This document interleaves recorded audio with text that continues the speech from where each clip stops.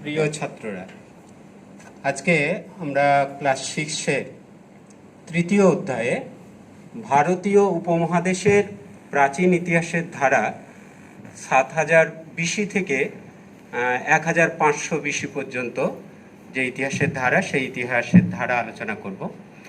ছাত্ররা, তোমরা নিশ্চয়ই জানো যে সময়কালটার উপরে লক্ষ্য রাখো।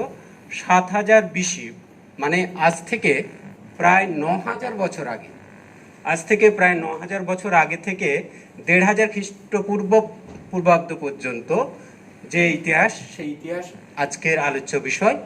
তো এই সময় ভারতবর্ষে দুটো সভ্যতা, প্রধান দুটি সভ্যতা বিকশিত হয়েছিল। একটি হচ্ছে মেহেরগড় সভ্যতা,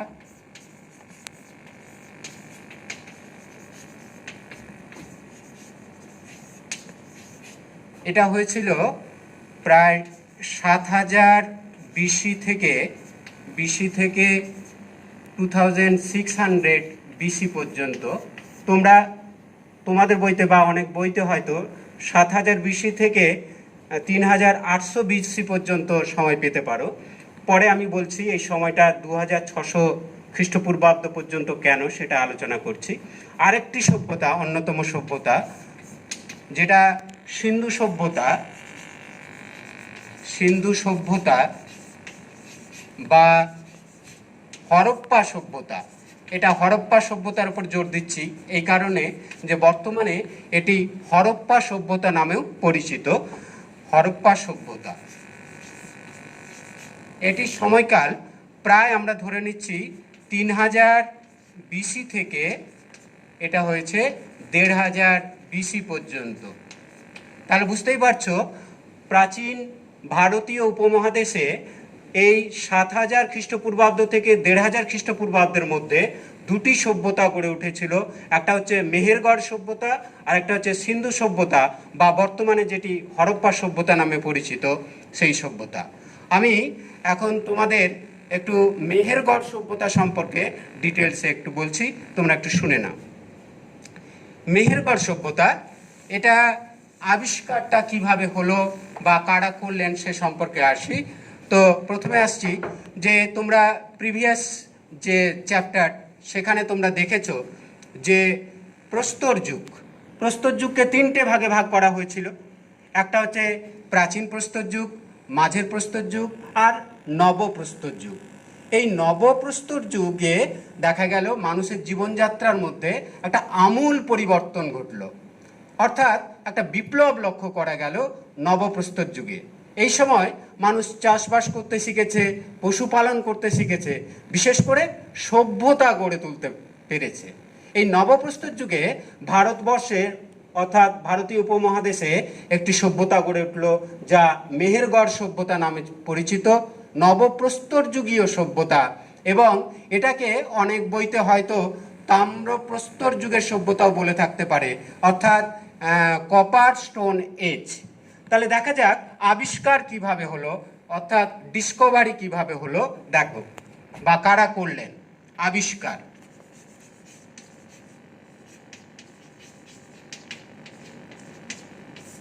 আমি 1 নম্বর পয়েন্টস আলোচনা করছি, আবিষ্কার বা ডিসকভারি কিভাবে হলো, ডিসকভার করলেন কারা সে সম্পর্কে।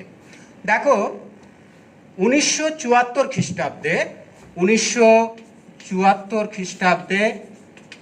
দুই ফরাসি প্রত্নতাত্ত্বিক অর্থাৎ আর্কোলজিস্ট, দুই ফরাসি প্রত্নতাত্ত্বিক জাঁ ফ্রাঁসোয়া জারিজ, যা নামটা একটু লিখে দিচ্ছি, জাঁ ফ্রাঁসোয়া জারিজ,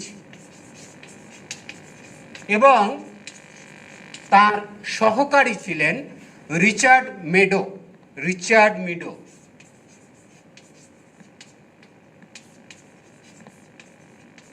অর্থাৎ 1974 খ্রিস্টাব্দে ফরাসি প্রত্নতাত্ত্বিক জাঁ ফ্রাঁসোয়া জারিজ এবং রিচার্ড মেডো, তারা বর্তমান যে পাকিস্তান, সেই পাকিস্তানের বেলুচিস্তান প্রদেশের একটা কচ্চি সমভূমি অঞ্চল রয়েছে, অর্থাৎ কোয়েটা শহর থেকে প্রায় 150 কিলোমিটার উত্তর পশ্চিমের দিকে, কোয়েটা শহর থেকে উত্তর পশ্চিমে 150 কিলোমিটার কচ্ছি সমভূমি অঞ্চলে এই মেহেরগড় সভ্যতার নিদর্শন তারা আবিষ্কার করেছিলেন।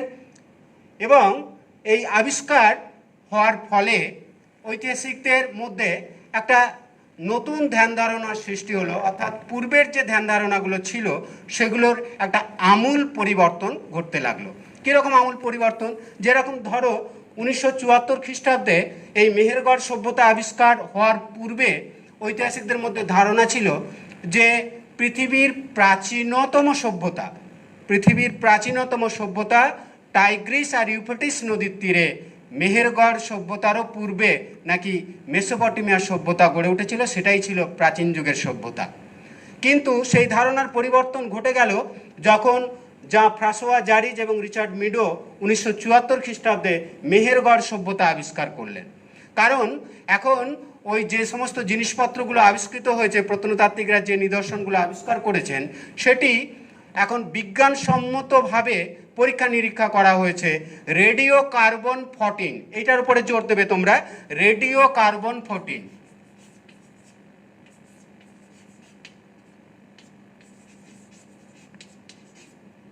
রেডিও কার্বন 14, 14 বা 14। রেডিও কার্বন 14 এই টেস্টের মাধ্যমে সেই নিদর্শনগুলোর প্রাচীনত্ব নির্ণয় করা হয়েছে এবং প্রত্নতাত্ত্বিকরা একেবারে নিঃসন্দেহান তারা এটা প্রমাণ করেছেন যে আজ থেকে প্রায় 9000 বছর আগে, অর্থাৎ 7000 BC, মানে এটা হচ্ছে 2020, তাহলে 9020 বছর আগে এই মেহেরগড় সভ্যতা গড়ে উঠেছিল। তাহলে পৃথিবীর প্রাচীনতম সভ্যতা হলো মেহেরগড় সভ্যতা, কারণ মেসোপটেমিয়া সভ্যতাটি গড়ে উঠেছিল প্রায় আজ থেকে 5500 বছর আগে। অনেক মানে মেহেরগড়ের তুলনায় একেবারে নবীন বলা যেতে পারে। তো যাই হোক, এইভাবে আবিষ্কার হলো। এবারে আমরা একটু আলোচনা করি যে প্রত্নক্ষেত্রগুলি কোথায়, অর্থাৎ মেহেরগড়কে কেন্দ্র করে যে সমস্ত স্থানে নতুন নতুন অন্যান্য স্থানে মেহেরগড় সভ্যতার নিদর্শন আবিষ্কার হয়েছে, সেই প্রত্নক্ষেত্রগুলি কোথায় ছিল। এবার 2 নম্বর পয়েন্টস আমি আলোচনা করছি, সেটা হচ্ছে প্রত্নক্ষেত্র।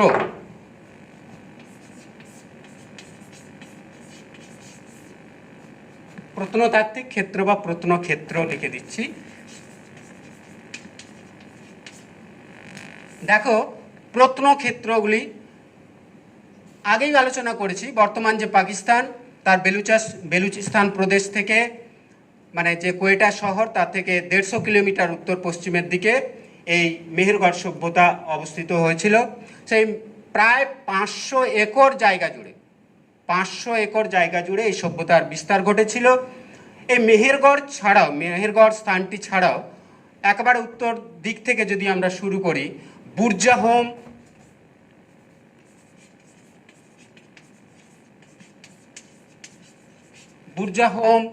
তারপরে দেখো যে সরাইখোলা,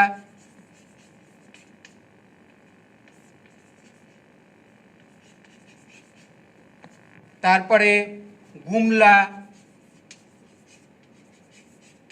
কিলিগুল মোহাম্মদ,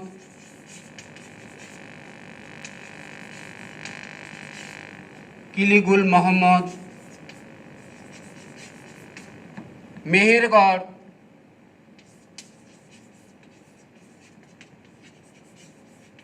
এবং আঞ্জিরা।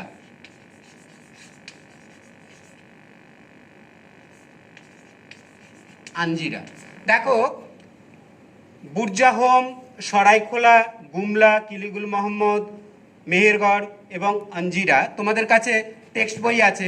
সেই টেক্সট বইয়ে দেখবে ম্যাপ একটা দেওয়া আছে। সেই ম্যাপটা যদি একটু লক্ষ্য করো তাহলে দেখতে পাবে সেই ম্যাপের মধ্যে আমরা দেখতে পাচ্ছি একটা মানচিত্র আছে। সেখানে সেই মানচিত্রে দেখো একেবারে ওপর দিকে দেওয়া আছে বুরজাহোম, ঠিক আছে। তারপরে দেখো সরাইখোলা, তারপরে গুমলা, কিলিগুল মোহাম্মদ, তারপরে মেহেরগড়, বুরজাহোম, তারপরে দেখো সরাইখোলা, তারপরে এখানে দেখো গুমলা, কিলিগুল মোহাম্মদ। এইটা হচ্ছে মেহেরগড়, একে কেন্দ্র করে গড়ে উঠেছে। তারপরে দেখো এই যে আঞ্জিরা, এই সমস্ত এলাকা জুড়ে এই মেহেরগড় সভ্যতা বিকশিত হয়েছিল। বর্তমান পাকিস্তানে এটা অবস্থিত, বেলুচিস্তান প্রদেশে। এবারে দেখো এই প্রত্নক্ষেত্রগুলো প্রায় বললাম যে 500 একর জায়গা জুড়ে অবস্থিত। এবারে আমরা আলোচনা করছি যে এই যে সভ্যতা আবিষ্কার হলো, এই সভ্যতা মেহেরগড় সভ্যতা, এই মেহেরগড় সভ্যতার বৈশিষ্ট্যগুলো কি কি। এবারে থার্ড পয়েন্ট আসছি, বৈশিষ্ট্য।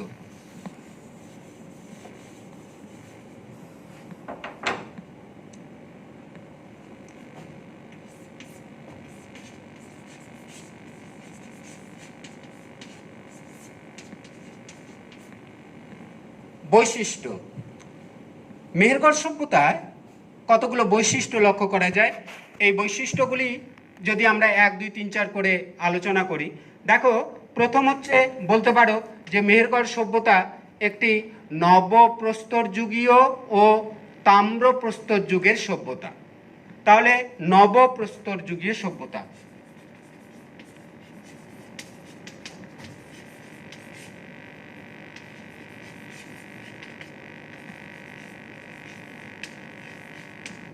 নবপ্রস্তর যুগীয় সভ্যতা এবং তাম্রপ্রস্তর যুগীয় সভ্যতা, কারণ এটার সময়কালটাই দেখতে পাচ্ছ যে একেবারে নবপ্রস্তর যুগের সময়ে এটা বিকশিত হয়েছিল। অর্থাৎ এখানে খনন কার্য করে যে নিদর্শনগুলো আবিষ্কৃত হয়েছে সেগুলি সবই প্রায় পাথর এবং মাটি, মৃত্তিকা দিয়ে আসবাবপত্রগুলি, অস্ত্রশস্ত্রগুলি নির্মিত হতো। তারপরে একেবারে এই সভ্যতার শেষের দিকে তখন মানুষ তামা ধাতু হিসাবে তামা ব্যবহার করতে শিখেছে, তো সেই জন্য তাম্রপ্রস্তর যুগের সভ্যতাও এটাকে বলা হয়ে থাকে। 2 নম্বর বৈশিষ্ট্য, এটা হচ্ছে পৃথিবীর প্রাচীনতম সভ্যতা। কৃষি এবং পশুপালক যারা ছিলেন সেই সভ্যতার মধ্যে সবথেকে প্রাচীনতম সভ্যতা। 2 নম্বর বৈশিষ্ট্য, প্রাচীনতম।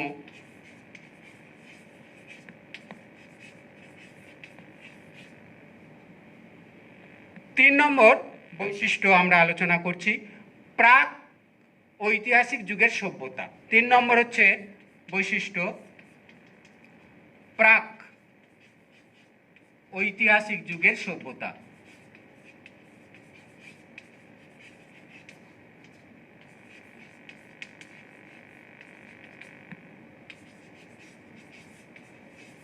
প্রাক ঐতিহাসিক যুগের সভ্যতা। তাহলে 3টে আলোচনা করি, তারপরে আবার অন্যান্য বৈশিষ্ট্যগুলো যাচ্ছি। নবপ্রস্তর যুগে বলে দিয়েছি, প্রাচীনতম সভ্যতা। ইতিপূর্বে মানে প্রথম পয়েন্টসে আলোচনা করেছি যে পৃথিবীর মধ্যে সবথেকে প্রাচীনতম সভ্যতা মেহেরগড় সভ্যতা, অর্থাৎ আমাদের ভারতবর্ষের যে প্রাচীন সভ্যতা বলে ধরা হতো হরপ্পা সভ্যতাকে, তারও থেকে সবথেকে প্রাচীনতম হচ্ছে মেহেরগড় সভ্যতা, প্রাচীনতম সভ্যতা। প্রাক ঐতিহাসিক যুগের সভ্যতা কেন বলা হচ্ছে না, খনন কার্য করে যে কেন্দ্রগুলো আমি দেখিয়েছি ইতিপূর্বে, সেখানে খনন কার্য করে যে নিদর্শনগুলো আবিষ্কৃত হয়েছে সেখানে দেখা যাচ্ছে যে অনেক কিছু আবিষ্কার হয়েছে।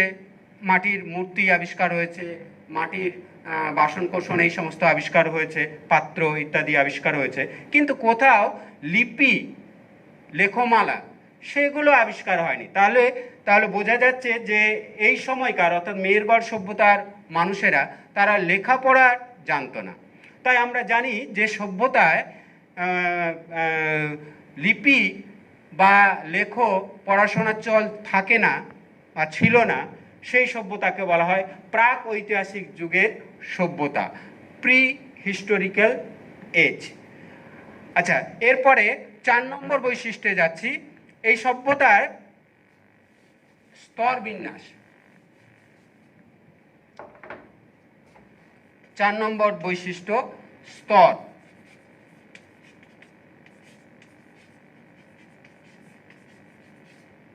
স্তর বিন্যাসটা দেখো এখানে, তাহলে বুঝতে পারবে যে তোমাদের বইতে এখানে 3800 আছে, আমি কেন 2600 BC লিখেছি সেটা বুঝতে পারবে। এখানে প্রত্নতাত্ত্বিকরা বলছেন যে নিদর্শনগুলো আবিষ্কার হয়েছে এবং তা যে রেডিও কার্বন 14 এই পদ্ধতিতে টেস্ট করে দেখা গেছে যে মেহেরগড় সভ্যতায় প্রায় 7টি স্তর ছিল। এই 7টি স্তরের প্রথম 3টি স্তর প্রথম যে তিনটি স্তর অর্থাৎ প্রথম পর্যায়, দ্বিতীয় পর্যায়, তৃতীয় পর্যায় পর্যন্ত এগুলো ছিল নবপ্রস্তর যুগীয় সভ্যতা। আর পরের যে আরও চারটি স্তর সেগুলোতে তামা ব্যবহার করতে শিখেছে, আর পাথরের অস্ত্রশস্ত্র তো বানাচ্ছিলই, তাহলে তাম্রপ্রস্তর যুগের সভ্যতা।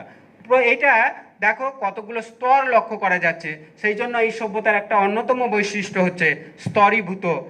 এবং তোমাদের প্রথমেই বলেছিলাম যে কৃষি এবং পশুপালনকে ভিত্তি করে এই সভ্যতার বিকাশ ঘটেছিল। এবারে এই সভ্যতার 5 নম্বর বৈশিষ্ট্যটা আমি আসছি। 5 নম্বর বৈশিষ্ট্য, এখানে মানে ভারতবর্ষের যে সভ্যতা, সেই সভ্যতাতে দেখা যাচ্ছে যে প্রথম এখানে শস্যাগার, দেখো শস্যাগার, এখানে এখন দেখতে পাচ্ছ যে শস্যাগারের প্রয়োজন কেন, এখন যে দুরবস্থা সেখানে দেখতে পাচ্ছ যে সরকার তারা যদি ওই খাদ্য সংগ্রহ করে না রাখতেন তাহলে এই অসময়ে হয়তো ওই খাদ্য ডিস্ট্রিবিউট করা যেত না।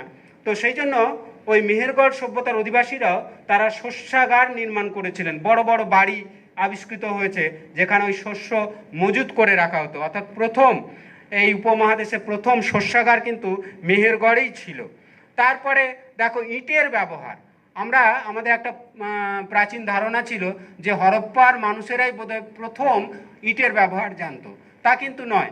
মেহেরগড় সভ্যতা মানে হরপ্পার থেকেও অনেক প্রাচীন সেই মেহেরগড় সভ্যতার লোকেরা তারা ইট ব্যবহার করত, এবং বিশেষ করে রৌদ্রে শুকনো ইট সেইটা দিয়ে তারা ঘরবাড়ি ব্যবহার করত। এবং পাথরের কাস্তে, ধাতুর নয় কিন্তু পাথর দিয়ে কাস্তে তৈরি করে তারা ফসল কাটা বা জঙ্গল পরিষ্কার করার কাজে লাগাতো। আর সব থেকে ইম্পর্টেন্ট এই সময় মেহেরগড় সভ্যতায় কার্পাস তুলো মানে বুঝতেই পারছো হরপ্পা সভ্যতার থেকে প্রায় 2000 বছর পুরনো এই কার্পাস তুলোর ব্যবহার মেহেরগড় সভ্যতার লোকেরা শুরু করেছিল। এই সমস্ত বৈশিষ্ট্যগুলো ছাড়াও আরেকটি বৈশিষ্ট্যের কথা বলবো, 6 নম্বর বৈশিষ্ট্য, সেটা হচ্ছে যে সমাধি ক্ষেত্র মেহেরগড় সভ্যতার আরেকটি অন্যতম বৈশিষ্ট্য। এখানে মানুষ যখন মারা যেত তখন মানুষদের সমাধি করা হতো, এবং সেই সমাধি করার কতগুলো পদ্ধতি রয়েছে। কোনো সময় হয়তো সোজাসুজিভাবে রেখে সমাধিস্থ করা হতো, আবার কখনো করা হতো কি লাল কাপড় দিয়ে মুড়ে তারপরে তাকে সমাধিস্থ, লাল রং মাখিয়ে সমাধিস্থ করা হতো।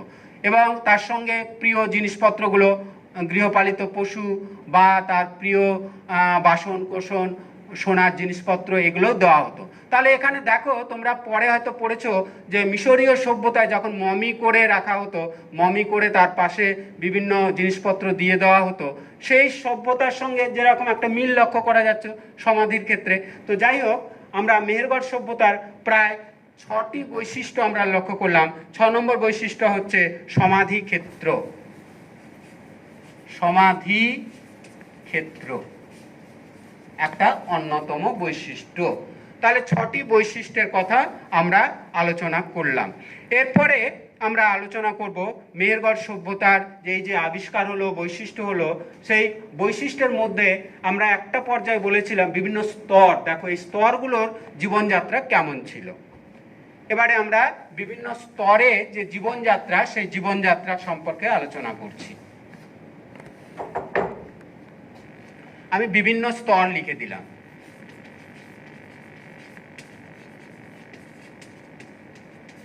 প্রথমে আলোচনা করেছিলাম যে মেহেরগড় সভ্যতায় যে স্তর, প্রত্নতাত্ত্বিকরা প্রায় 7টি স্তরে বিভক্ত করেছেন। প্রথম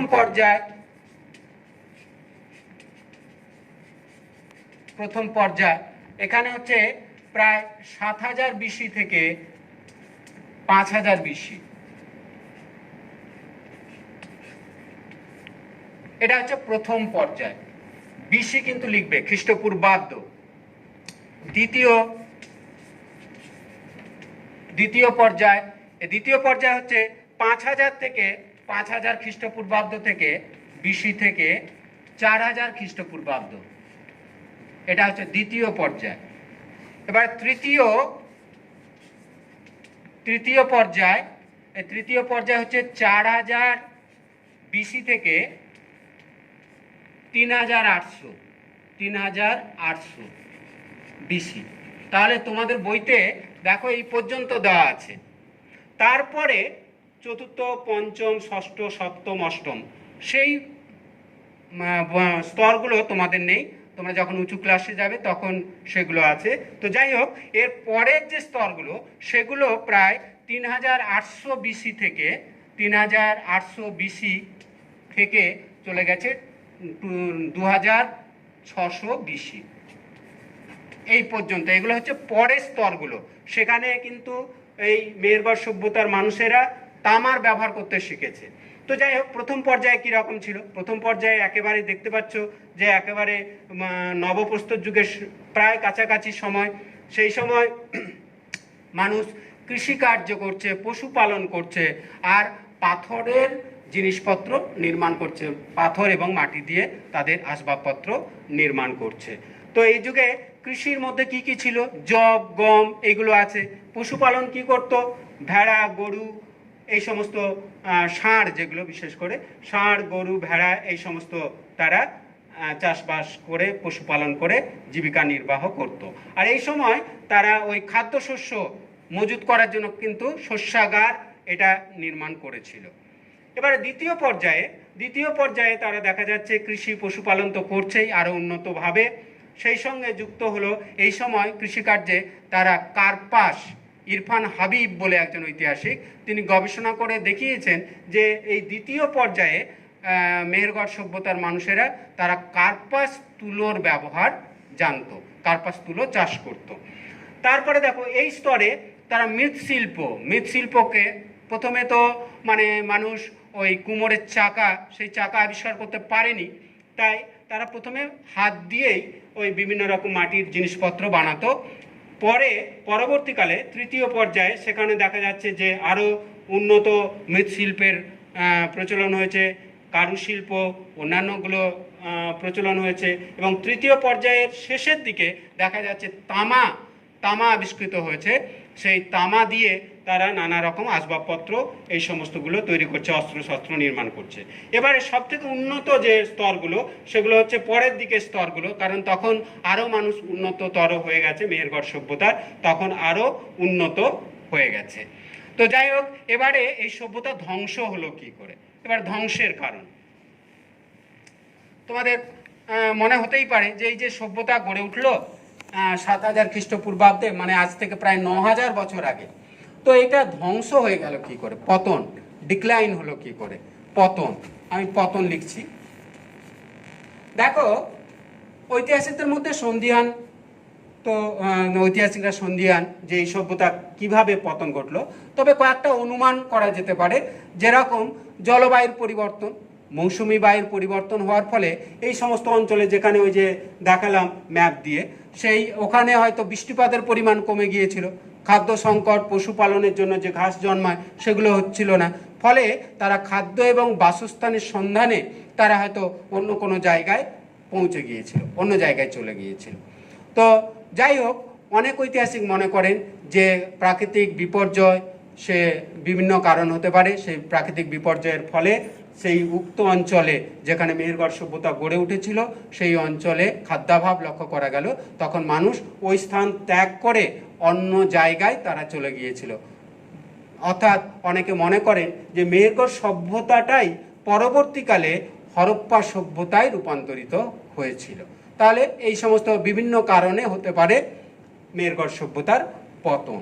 এবারে গুরুত্ব আসছি, লাস্ট পয়েন্ট এই আলোচনার, মেহেরগড় সভ্যতার আলোচনার শেষ পর্যায়, সেটা হচ্ছে পতন,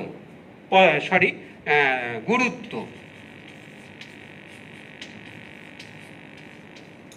দেখো, এই সভ্যতা যে আবিষ্কার হলো, এই সভ্যতার আবিষ্কারের গুরুত্বটা কি, ইম্পর্টেন্সটা কি? গুরুত্ব হচ্ছে যে এই সভ্যতা আবিষ্কার হওয়ার ফলে আমাদের পরবর্তীকালে যখন আলোচনা করব হরপ্পা সভ্যতা বা সিন্ধু সভ্যতা, সেই হরপ্পা সভ্যতার স্রষ্টা কারা ছিলেন তা নিয়ে একটা বিতর্ক ছিল। যেরকম মার্টিমার হুইলার বললে একজন ঐতিহাসিক, তিনি বারবার প্রমাণ করার চেষ্টা করছিলেন যে হরপ্পা বা সিন্ধু সভ্যতা যে এত উন্নত সভ্যতা গড়ে উঠেছে ভারতবর্ষে, ভারতীয় উপমহাদেশে, তো এটা বোধহয় কোনো বাইরের বা বিদেশি সভ্যতার অনুকরণ করে গড়ে উঠেছিল।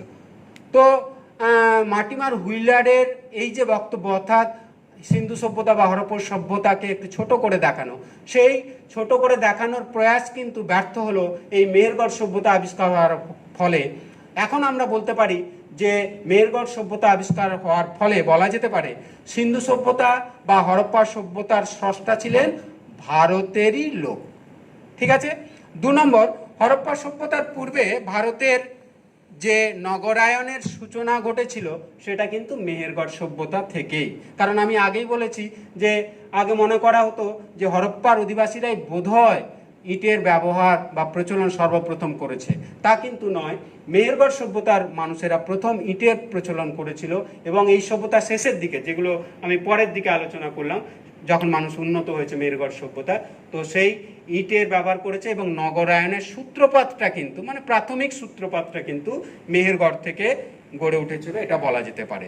3 নম্বর, বলা যেতে পারে যে মেহেরগড় সভ্যতা এবং তার সন্নিহিত যে সমস্ত জায়গা জুড়ে যেই উন্নত সভ্যতার বিকাশ ঘটেছিল, সেটাই পরবর্তীকালে রূপান্তরিত হয়ে হরপ্পা সভ্যতায় পরিপূর্ণতা লাভ করেছে বলে অনেক পণ্ডিত মনে করে। তাহলে এই 3টে গুরুত্ব তোমরা পরপর করে লিখে নেবে। একটা বললাম যে, প্রথম পয়েন্টসটা বললাম যে হরপ্পা বা সিন্ধু সভ্যতার স্রষ্টা ছিলেন ভারতীয়রা, এটা প্রমাণিত হলো হরপ্পা সভ্যতা মেহেরগড় সভ্যতা আবিষ্কার হওয়ার ফলে। আর দ্বিতীয় গুরুত্ব হলো যে হরপ্পা সভ্যতার পূর্বে যে ভারতে নগরায়ন ঘটে গিয়েছিল মেহেরগড়ের শেষ পর্যায় থেকে, সেটাও প্রমাণিত হলো। আর সর্বোপরি 3 নম্বর পয়েন্টস যেটা বললাম সেটা হচ্ছে মেহেরগড় এবং তার সন্নিহিত যে অঞ্চলে সভ্যতার বিকাশ ঘটেছিল তার পরিপূর্ণতা লাভ করেছিল হরপ্পা সভ্যতাতে। ব্যাস, এই মেহেরগড় সভ্যতা সম্পর্কে তাহলে তোমাদের বুঝতে কোনো অসুবিধা হয়নি। ঠিক আছে।